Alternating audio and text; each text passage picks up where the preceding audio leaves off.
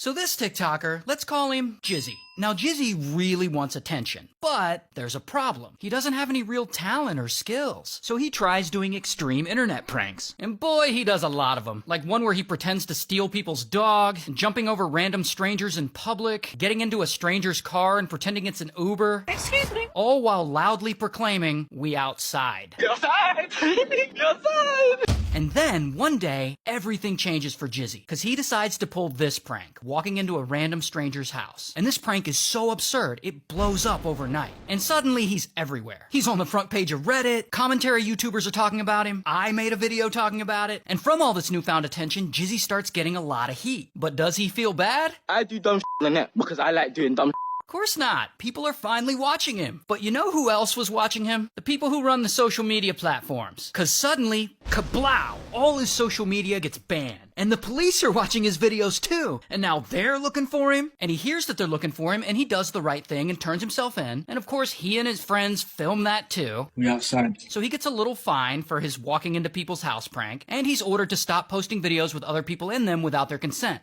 But that ain't gonna stop Jizzy. Then, for some reason, Piers Morgan invites him on his show. This whole public outroar just makes me laugh because people are getting hurt over something that didn't happen to them. So not only has he learned nothing, but a few days later he posts a video of him running into the cab of a train.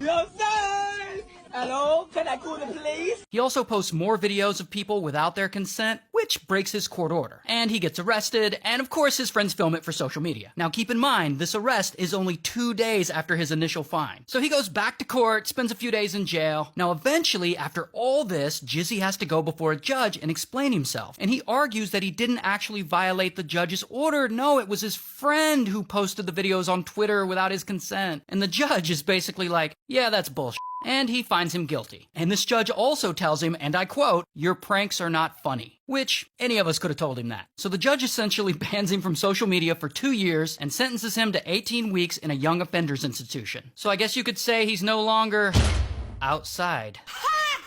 And all this happened in London, England, so shout out to London.